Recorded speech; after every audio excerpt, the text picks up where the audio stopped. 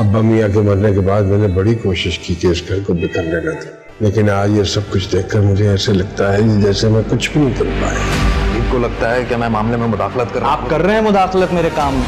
तुम लोग इतने कमजोर निकलोगे, मैंने कभी सोचा भी नहीं था। लगता है आपके शौहर आपके साथ इस घर में कम रहते हैं। तुम छोटे हो लेकिन तुम्हें बड़ा बन के दिखाना।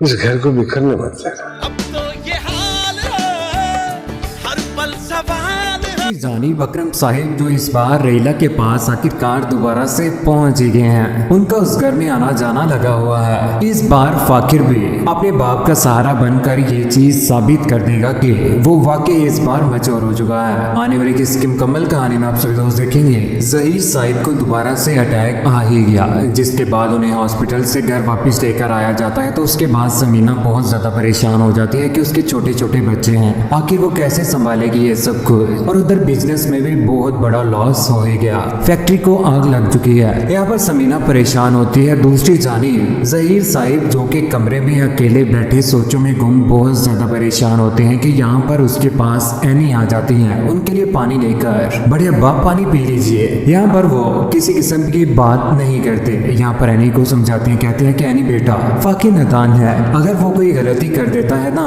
तो बेटा उसे माफ कर दिया करो, ऐसे ना करो, घर के मामला तुम लोगों ने ही संभालने हैं, मेरी जिंदगी का तो कोई भी पता नहीं है। यहाँ पर एनी जो के बोल पड़ती कहती है कि बड़े अब्बा आपको कुछ भी नहीं होगा, आप अपना ख्याल रखें, आप ही हमारे सरबराह हैं। इस बार एनी फाकिर के साथ बिल्कुल ठीक होने वाली है। दूसरी जानिब घर में सारे के सारे मामला खराब होने जा रहे होते हैं, जहाँ पर जहीर साहिब सारे घर वालों को समझाने की भरपूर कोशिश कर रहे होते हैं कि यहाँ पर साइका पुप्पो और फराज जो कि घर के सारे मामला के अंदर दखल अंदाजी कर रहे होते हैं। यहाँ पर फहमी जो के बोल पड़ती है, कहते हैं कि क्या जरूरत है आप लोगों को पैसों की, आज तो भैया की तबीयत भी ठीक नहीं है, आप लोगों को नजर नहीं आता क्या। फराज बोल पड़ता कहता है कि इन लोगों को लगता है कि मैं इनके मामला में मुदाखलत कर रहा होता हूँ। यहाँ पर साइका पुप्पो जो के बोल पड़ते कहते हैं कि आप मेरे शोहर के ऊपर तरह तरह के इल्जाम क्यों लगा रहे होते हैं। अभी बोल पड़ता है आप मुदाखलत कर रहे हैं, आप मेरे कामों में मुदाखलत कर रहे हैं, ऑफिस में भी आप बिल्कुल भी अच्छा बिहेव नहीं कर रहे होते। यहाँ पर सभी घर वाले इस बात को लेकर परेशान है कि अगर जहीर साहिब को कुछ भी हो गया तो उसके बाद घर के सारे मामला डिस्टर्ब हो जाएंगे।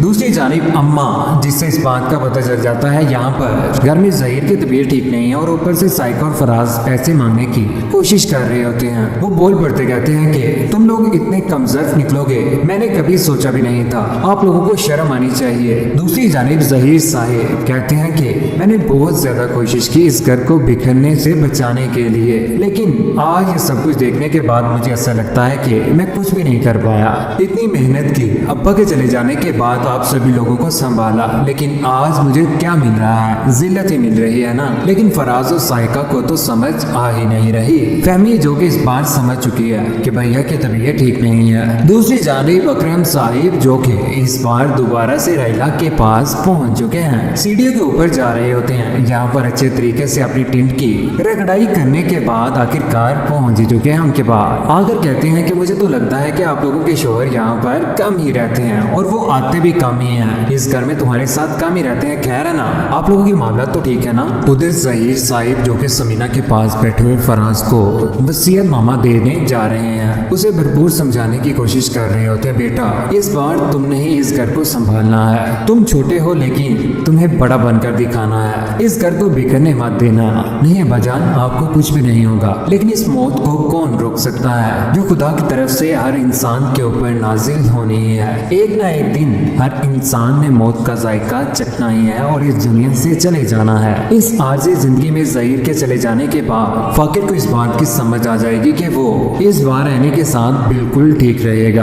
फैक्ट्री जिसे आग लग चुकी है उनके सारे मामला भी खुद ही देखेगा और एक बड़ा बनकर भी दिखाएगा। फाकिर जो कि इस बार ऑफिस भी जाता है और घर के भी अच्छे तरीके से काम कर रहा है, एनी के साथ भी बिल्कुल भी किसी किस्म का कोई भी बुरा बिहेव नहीं कर रहा। आने वाले वक्त में फाकिर का आखिरकार वो भी इस दुनिया में आने ही वाला है। एनी भी माँ बन जाएगी। माँ बनने के बाद वो घर के सारे काम खुद ही कर रही है, खाना भी खुद ही बना रही है। बाप के चले जाने के बाद बाप ने जो वसीयतनामा उन्हें दिया आखिर उसके ऊपर अमल कर ही दिया एनी और फाकिर ने। फाकिर जो कि बहुत ज्यादा नादान था, इस बार सारी की सारी नादानियां साइड पर रख कर उसने एक बाप का दर्जा भी और एक शोहर का दर्जा भी रखा रखा और सब कुछ सारे के सारे मामला दुरुस्त कर दिए। ये सारी की सारी बातें देखने के बाद यहाँ पर फाकिर की माँ बहुत ज्यादा खुश हो गई। लेकिन इस बार रहीला का बहुत बुरा अंजाम होने वाला है, क्योंकि जब ये सारी की सारी बातें हबीब को पता चलेंगी तो वो बहुत ज्यादा गुस्से में आ जाएगा। जब घर में आता है तो यहाँ पर रहीला मौजूद नहीं होती।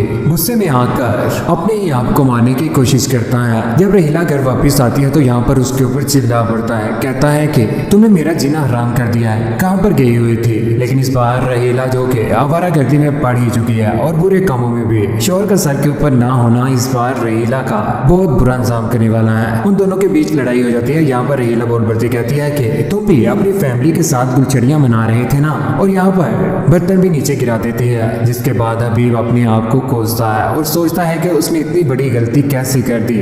उसने रहीला के साथ शादी करके अपनी जिंदगी तबाह बर्बाद कर ही ली है। कौन कौन चाहता है कि इस बार फाकिर जो कि वाकई ही बड़ा बनकर दिखाए और सारे घर को संभाले, और एनी को भी। रहीला का अकरम साहिब का बुरा अंजाम कौन कौन देखना चाहता है?